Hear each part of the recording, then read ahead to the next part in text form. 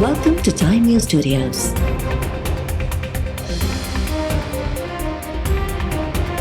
You are watching 4 p.m. Bulletin.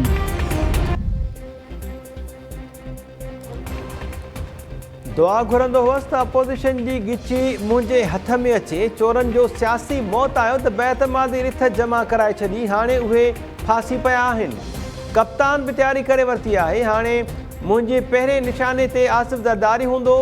हू टोकरीअ में पैसा खणी असांजा मेंबर्स 20 करोड़ रुपयनि में ख़रीद करे थो। वज़ीर आज़म इमरान ख़ान गवर्नर हाउस में कारकुननि खे ख़िताब कंदे चयो आहे त शहबाज़ शरीफ़ खे जेल वञण जी ख़बर पई त आसिफ ज़रदारी सां गॾिजी वियो। डीज़ल बि उन्हनि सां मिली वियो। टिनी जा मुंहं ॾिसो जो मुल्क बचाइण जे लाइ निकिता आहिनि। उहे मुल्क न पर पाण खे मूंखां बचाइण लाइ गॾिजी विया आहिनि। बिलावल ते तनक़ीद कंदे वज़ीर आज़म चयो त आसिफ ज़रदारी पुट खे उर्दू ॻाल्हाइणु सेखारे 15 साल थी विया पर खेसि इहा ख़बर नाहे त छोकिरी ईंदी आहे या ईंदो आहे।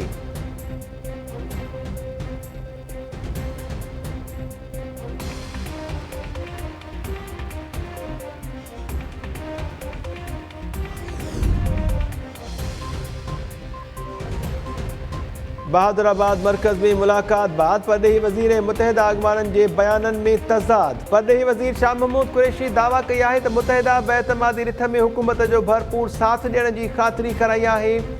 मुतहदा वज़ीर आज़म ते एतमाद जो इज़हार कयो। मुतहदा अॻवान आमिर ख़ान चयो आहे त वज़ीर आज़म बेतमादी रिथ ते हिकु लफ़्ज़ बि न ॻाल्हायो। न वज़ीर आज़म ख़ातिरी घुरी ऐं न ई असां ख़ातिरी कराई। बेतमादी रिथ जमा थियण बैदि अपोज़िशन मां कंहिं बि राब्तो नाहे कयो। हुकूमत जा इतिहादी आहियूं पर ऑप्शन्स खुलियल आहिनि।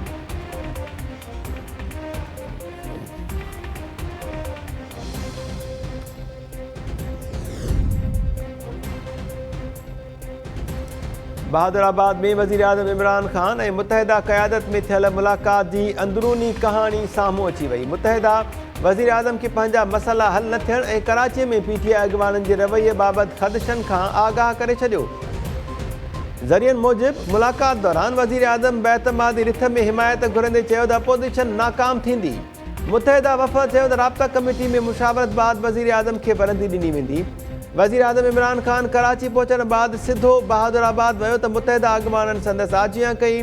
वफ़ाक़ी वज़ीरनि ते ॿधल वफ़द बि वज़ीर आज़म सां गॾु हो।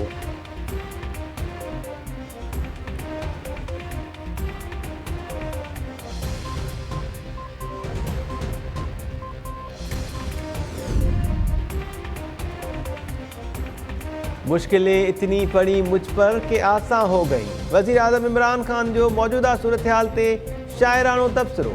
इस्लामाबाद में सहाफ़िन सवाल पुछो त वज़ीर आज़म साहब बेतमादी रिथ कामयाब थी त तव्हां अपोज़िशन में वेहंदव या रस्तनि ते निकिरी ईंदव।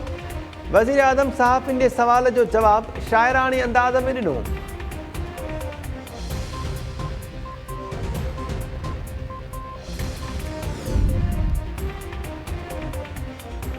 22 करोड़ अवाम चाहे थो त नाअहल ऐं करप्ट हुकूमत घर वञे। सिलेक्टेड हुकूमत खे आइनी तरीक़े सां हटाए ॿीहर अवाम ॾांहुं वेंदासीं।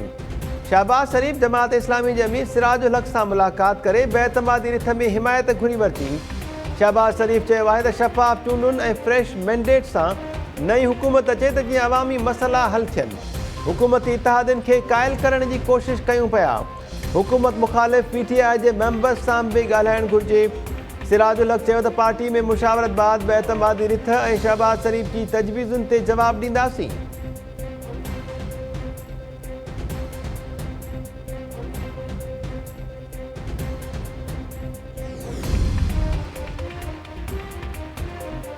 बेएतमादी रिथ में हुकूमत ऐं अपोज़िशन मां कंहिंजो साथ ॾियणु घुरिजे। अलीम ख़ान जहांगीर तरीन सां मुशावरत जे लाइ लंडन रवानो। ज़रियनि जो चवणु आहे त अलीम ख़ान हुकूमत ऐं अपोज़िशन सां ॻाल्हियुनि बाबति जहांगीर तरीन खे ब्रीफिंग ॾींदो। ॿई अॻवान बेतमादी रिथ ते मुशावरत कंदा। तरीन धड़े जा मेंबर्स परवेज़ इलाही जी दावत ते संदसि रिहाइशगाह में मौजूद। मुलाक़ात में बेतमादी रिथ सूधो मौजूदा सियासी सूरत हाल ते सलाह मशवरा कया वेंदा।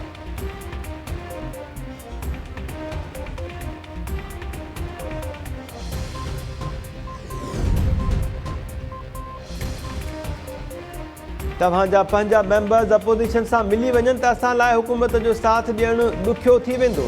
काफ लीग पहिरियों भेरो हुकूमत जो साथ ॾियण ते नज़रसानी जो इशारो ॾेई छॾियो। ज़रियनि जो चवणु आहे त PTI जे वज़ीरनि ॿिनि ॾींहंनि में काफ लीग जे अॻुवाननि सां 2 भेरा मुलाक़ातूं कयूं। मोनिस इलाही ऐं ताहिर बशीर चीमा हुकूमती वज़ीरनि खे चयो त हुकूमती मेंबर्स फ्लोर क्रॉसिंग कई त काफ लीग बि अपोजिशन सां गॾिजण लाइ मजबूर हूंदी। इस्लामाबाद पहुतल काफ लीग जे सरबराह चौधरी शुजात तरफ़ां अॼु आसिफ ज़रदारी सां मुलाक़ात जा इम्कान। चौधरी शुजात गुज़िरियल ॾींहुं मौलाना फज़लुर रहमान सां मुलाक़ात कई हुई।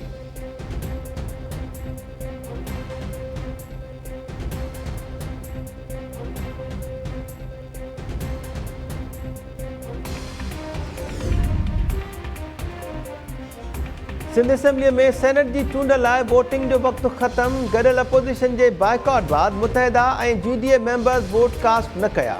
पार्टी जे बाइकॉट बावजूद PTI MPA सच्चानंद ऐं करीम बख्श गबोल वोट कास्ट करे छॾिया। पीपल्स पार्टी तरफ़ां निसार खोड़ो ऐं PTI तरफ़ां आगा अरसलान मैदान ते लथल। फैसल वाबदा जी नाअहलीअ बाद सिंध मां सेनेट जी हिकु सीट ख़ाली थी हुई।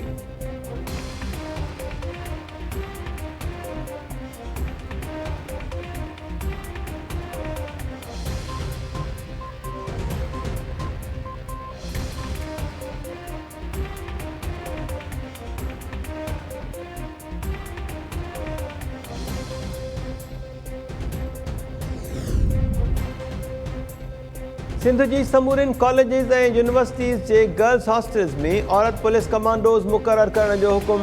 Sindh high court Larkana medical यूनिवर्सिटीअ जी वाइस चांसलर अनिल अता रहमान जी जबरी मोकल जो नोटिफिकेशन मुअतल करे छॾियो। खेसि कमु जारी रखण जी हिदायत। अदालत चयो आहे त सिंध सरकार यकीनी बणाए त गर्ल्स हॉस्टल्स में मर्द अमलो मुक़ररु न थिए त जीअं शागिर्द इज़त ऐं वक़ार सां पढ़ाई जारी रखी सघनि। अदालती हुकुम जी भञकड़ी ते VC सूधो लाॻापियल अमलदारनि ख़िलाफ़ कार्रवाई कई वेंदी। अदालती हुकुमनामो चीफ सेक्रेटरी IG DIGs ऐं SSPs ताईं पहुचाइण जो हुकुम।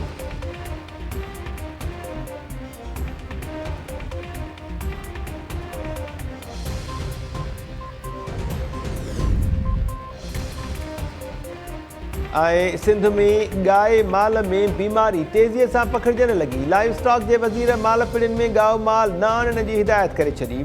सूबाई वज़ीर बारी पिताबी चयो आहे त नवंबर खां हेल ताईं 67 जानवर लंपी सबबु मरी विया। रिढुनि ऐं ॿकरियुनि सूधो ॿिए चौपाए माल खे इहा बीमारी नाहे।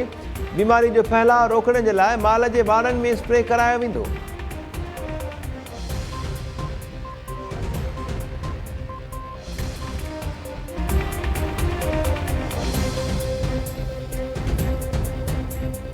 अस्सलाम वालेकुम नाज़रीन, टाइम न्यूज़ में अव्हांखे भलीकार चऊं था। मां आहियां महताब Ali.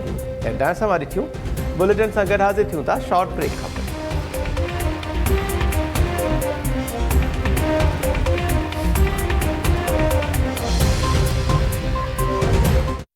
Transmission is brought to you